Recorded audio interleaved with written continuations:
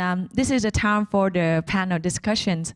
I would like to invite to join me here Mr. Matthew Comat, Head of Department Business Information Technology and Logistics, Center of Commerce and Management, RMIT, Vietnam. And Mr. Đoàn Hữu Đức, Founder and CEO of Vietnam Consulting Group, VCG. And Mr. Christopher Brickenborn, Baselin, Chairman and Investor of Pangara, George Brock, and former CEO, co-founder of Lazada. And Mr. Francesco Trần Văn Linh, CEO of Vietnam Cocoa. At first, I would like to ask all the students here. I know that you guys are all studying in RMIT, but is there any one of you here having your own business? I just do some of the more traditional stuff, teaching coffee, occasional consulting in technology stuff, but I'm impressed with him over there. So how long have you doing that? Well, I've been in some businesses for about 5 years now. This particular stuff I've been in for about 2 years now since I moved here, just looking for work to do. Well, that sounds interesting. Okay, so welcome to Vietnam Business Environment, and we are asking the student about their startup, and some of them already own a business for themselves, and now we are sharing our experiences. So the gentleman here say that he doing some startup with the teaching, and we want to ask, like, in that time you're doing that, is there any memorable experience, or is there a little bit of failure or something that you've been through? I know, like, you don't want to share your secret, but I'm here to listen, so. In that, when you first do it, you got to get used to being told no a lot, and then you develop your tougher character, and you continue to press forward. That was, for me, one of my biggest learning, was just saying, okay, I can take that no, but how about this? There's something you can learn from school, but there's something you cannot. And you have to learn through your experience. You have to go out there and, like this gentleman here, to teach somebody and learn something back. How about your memorable lesson that you assume is learned beyond the knowledge that you learned from university? My name is Francesco Trần Văn Linh, and you call me Linh, or Francesco is a Christian name. And great pleasure to be here. I heard about this school quite a long time ago. And this is the first time I've been here. Thank you very much for giving me the chance to talk about that. What is the memories of the startup? I can tell you the first thing is a fear. That's a fear. That's a fear at the midnight. You wake up and you feel fearful. And you fear that you may lose the money. You may fear that, okay, is it right or wrong thing to do? And you alone. That is the point. You know, you're scared to share with your friend that, okay, that's the idea, I really keen on that. I really go for that. But I can't tell even a close friend. So that's you alone. And you fear. So my feelings when I set up the company called Vietnam Cocoa John Stock Corporation. That now Vina Cacao, and you can see a lot of products in supermarket. It's not fear for nothing, because you fear and you really prepare for that.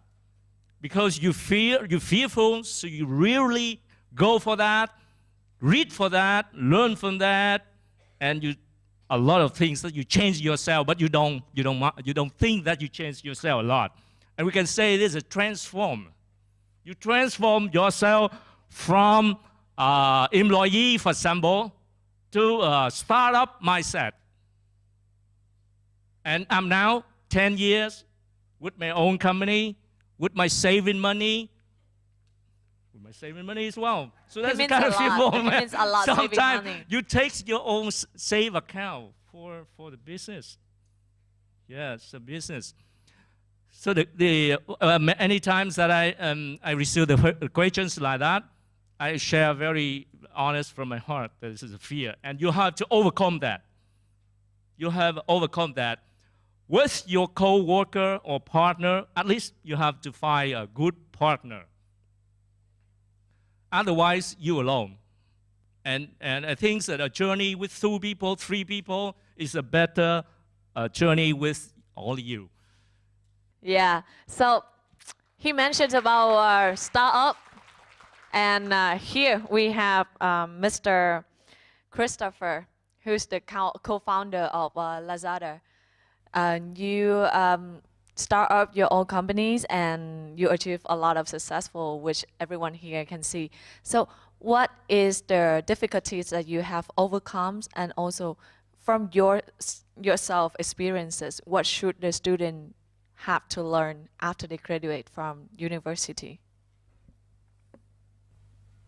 It's a very broad question, of course. I think it's a lot of difficulties that you have to overcome when you start a company. I think it's maybe not so interesting in particular, I mean, specifically difficulties that I had with one company or the other.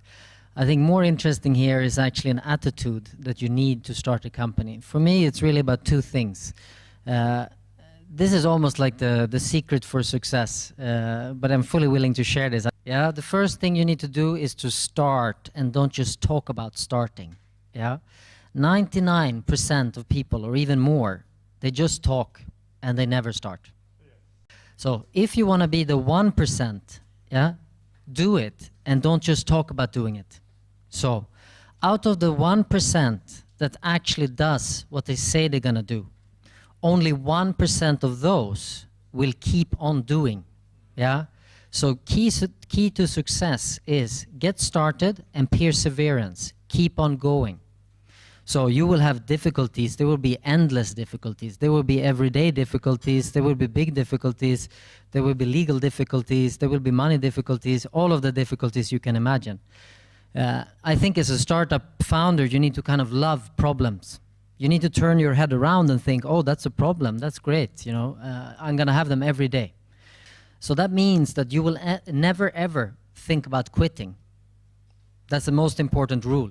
The only time you quit is if somebody kind of drags you out of the company. So that means kind of the bank comes, your company's bankrupt, or the government comes and they put you into prison. Basically, those 2 things are the only things that are possible stoppages of you running your company. You're going to have so many problems. So if you are ready to give up, you know, if it's in your mind that it gets this hard and then I'll give up, you will give up very early. Of course, you have to face a lot of difficulties, like you said. One more thing I would like to ask Professor Matthews. That's something that the student will learn after school. But again, back to that questions as a professor, what do you think that the Vietnamese students in particular, what are they lacking up to be successful out there? For example, like networking skill or something like that? Yeah, I would say, for example, in RMIT, I'll give an example of the things that we provide our students. For example, we encourage them to be part of what my colleague John said about the work integrated learning. So we push them so that they can experience the real world.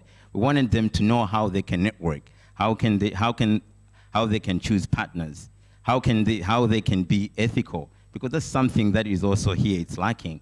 Because, for example, I'm sorry, maybe it's online, but how can you make sure that you don't even bribe people?